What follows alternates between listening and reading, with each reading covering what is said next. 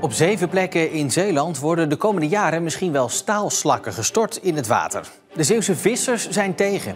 We denken dat dat in een gebied waar ook voedselproductie zoals mosselen plaatsvindt, dat geen goed idee is. En verder vandaag. Bouwen in een natuurgebied verdeelt IJsendijken. En Zeeuwse vakantie voor Rotterdamse kinderen.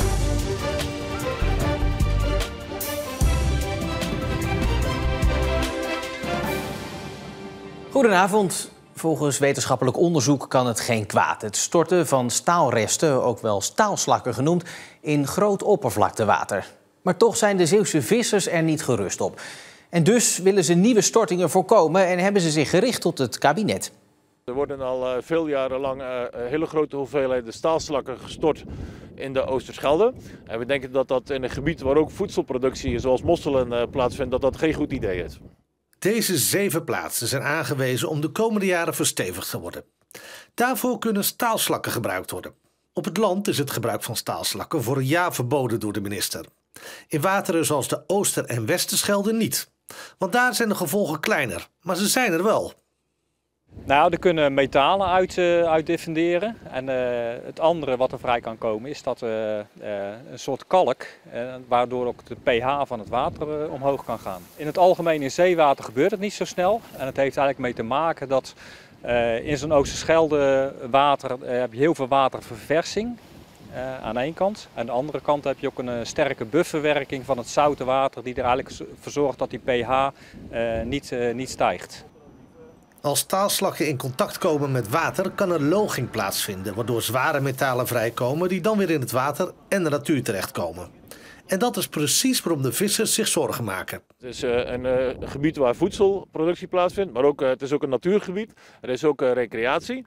En wat we ook vernomen hebben is dat ook de provinciale politiek helemaal niet enthousiast is over deze staalslakken. Dus er zijn veel meer stakeholders die hier eigenlijk tegen zijn. Als je puur kijkt naar de effecten van de uitloging en het vrijkomen van metalen, daar zie ik eigenlijk geen bezwaar in. Maar er speelt natuurlijk veel meer mee. Hè? Van hoe kijkt de bevolking naar dit soort aanbrengen van die staalslakken? Samenwerking tussen vissers is niet altijd makkelijk voor elkaar te krijgen. Maar in dit geval zijn zowel de mosselkwekers, de oesterkwekers, de kreeftenvissers en de kokkelvissers samen verenigd in hun kritiek. Dit is een van de locaties waar gestort gaat worden en dus mogelijk staalslakken terecht gaan komen. Het is aan het einde van de Zeelandbrug aan de kant van Schouwen-Duiveland bij de Val. Een plek waar veel gevist wordt. We weten ook dat er een betaalbaar alternatief is voor het gebruik van die staalslakken, namelijk breuksteen. En daar is het risico naar ons idee gewoon veel kleiner. De aannemer die de klus heeft gekregen mag zelf beslissen wat voor materiaal hij gebruikt om bijvoorbeeld de dijken te verstevigen. Staalslakken, maar ook breuksteen en basaltblokken zijn opties. Want wat de Zeeuwse vissers betreft is het duidelijk. Een natuurgebied zoals het Nationaal Park Oosterschelde gebruikt daar gewoon alleen zo veilig mogelijke stoffen.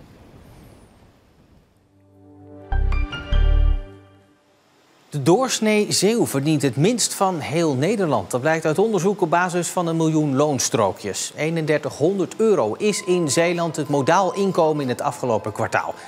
In Utrecht verdienen ze het meest. Daar is het modaal inkomen 500 euro meer dan bij ons. 28 Rotterdamse kinderen vieren deze week vakantie in Zeeland bij een gastgezin. Ze kunnen zelf nooit op vakantie vanwege geldzorgen of andere problemen thuis. En dankzij dit project van de Stichting Humanitas zijn ze er toch even uit.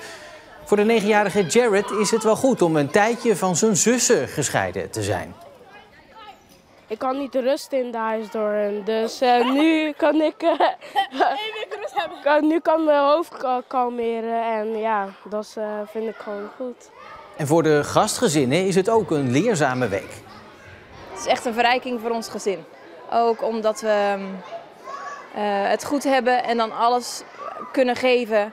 En dat we dan ook eens zien hoe het anders kan en hoe het anders is eigenlijk.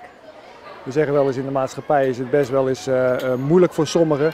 Nou, dat komt dan ook wel naar voren als je zo'n kind in huis haalt. En soms de verhalen van thuis hoort, denk je, oh ja, niet iedereen heeft het altijd even makkelijk. Dus nou, dat stimuleert weer om dit te doen voor iemand, een weekje in huis te halen.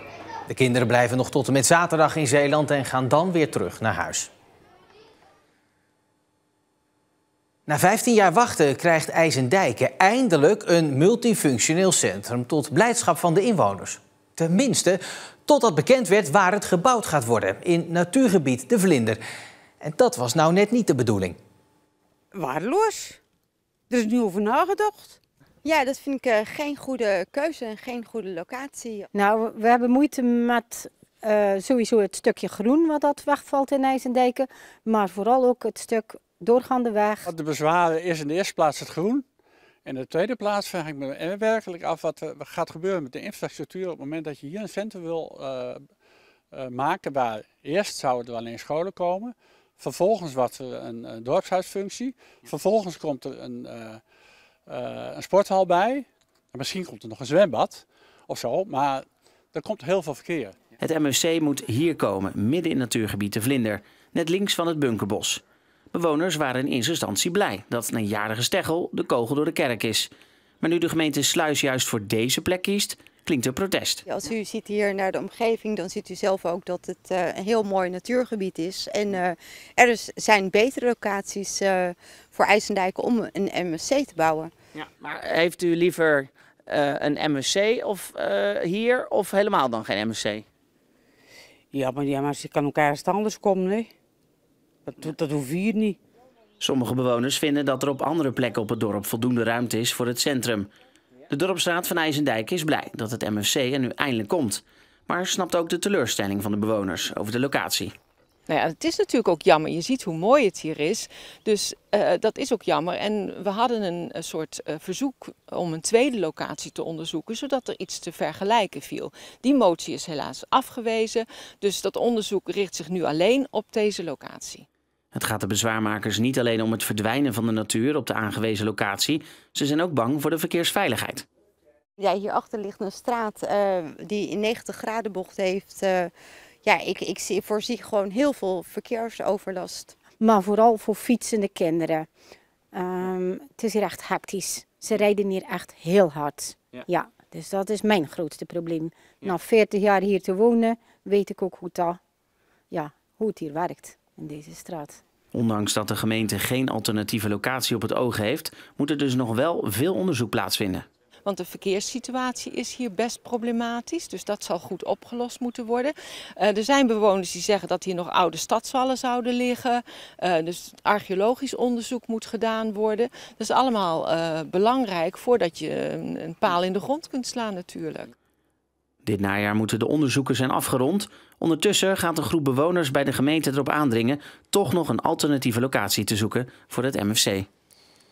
Straks in deze uitzending, de matrozen van de toekomst verkennen deze week de Zeeuwse wateren. Hoe gaat dat ze af? Maar eerst ander nieuws van vandaag. Op de kermis in Vlissingen is een minderjarig meisje mishandeld. Volgens de politie zou het gaan om een grote groep die haar sloeg. Wat er precies gebeurd is gisteravond rond 7:15 is nog onduidelijk. De politie is op zoek naar getuigen.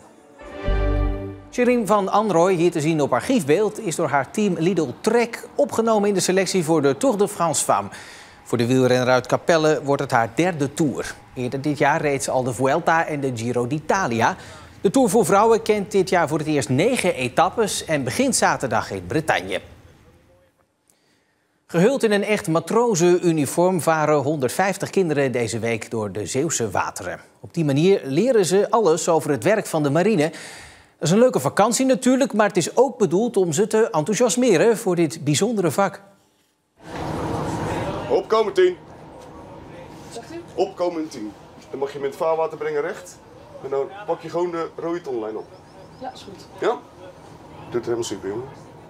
De Zeefakkel, zo heet dit oude marineschip. Met aan boord een grote groep fanatieke kinderen, de zeekadetten. Wij zijn nu in het topdek. Hier staan alle radars, sonars, alle apparatuur voor beneden. 150 zeekadetten van verschillende verenigingen uit Nederland en België zijn hier op zomerkamp. Ze varen een week lang op dit soort oude schepen en slapen er dus ook. Dit is mijn favoriete plek. Mijn bed. Als je wakker schiet, dan heb je hoofdpijn. Dan knal je omhoog tegen het gaas. En waar je ook hoofdpijn van krijgt, het lawaai van de machinekamer. Daar staan de motoren van het schip. Nou, er is zoveel lawaai van de draaiende motoren nu dat we niet echt goed kunnen communiceren binnen. Dus we moeten ook gehoorbescherming op. Rondlopen in de machinekamer vinden deze kinderen heel interessant. Het is niet dat je daar alle dagen zomaar naar binnen kan wandelen. Dus om dan zoiets mee te maken in een draaiende machinekamer, ja, dat is wel echt heel gaaf. En de kampleiding hoopt dat de kinderen enthousiast blijven. Met het zomerkamp willen ze een beetje reclame maken voor werken op het water. De zeevaart is het mooiste vak wat er is. Dus ja, we willen gewoon zoveel mogelijk jeugd motiveren en enthousiasmeren om te kiezen voor zo'n vak. En buiten dat, het is ook gewoon heel gezellig. En als je hier dan zo rondloopt, denk je dan van ik wil later ook op een schip werken of weet je het nog niet? Ja, niet per se dat ik voor de marine ga werken, maar ik heb wel voor het leger. Dus dan hou je hem open, dan hou je andere hand. Wij zijn op het moment trossen aan het gooien. Als je het schip aan gaat meren, dat je in één keer de tros om de bolder heen kan gooien. Oh, is het lastig? Ja, het is wel lastig. Het zijn hele zware trossen. Nou ja, ze kunnen nog een heel zomerkamp lang oefenen en leren van de vakmensen aan boord. Dan wil ik hem ook weer hebben nu. Afremmen draaien, stuurboord 20. Pas op die handjes, want dan gaan erin hangen zo. Ja, dat is best een klus. Best wel een strafbriesje af en toe in Nederland. En die schepen zijn natuurlijk allemaal oud. Maar we liggen weer met wat hulp van de RIP. En samen komen we er wel uit. En hebben de zekerheid weer een mooie dag op water beleefd. Vandaag vielen er plaatselijk een aantal stevige buien voordat het vanmiddag vanuit het westen droger werd met meer ruimte voor de zon. Morgen af en toe zon, raakt het in de middag in het westelijk deel van de provincie grotendeels bewolkt. Plaatselijk kan dan wat lichte regen vallen. De rest van deze week is wisselvallig. Zaterdag springt er wel positief uit, dan is er meer zon. En ook is de temperatuur dan tijdelijk ietsje hoger. Tot zover Zeeland Nu voor vandaag. Het laatste Zeeuwse nieuws, dat vind je natuurlijk altijd online, 24 uur per dag in onze app en ook op omroepzeeland.nl. Ik wens u voor nu nog een heel fijne avond en heel graag tot morgen.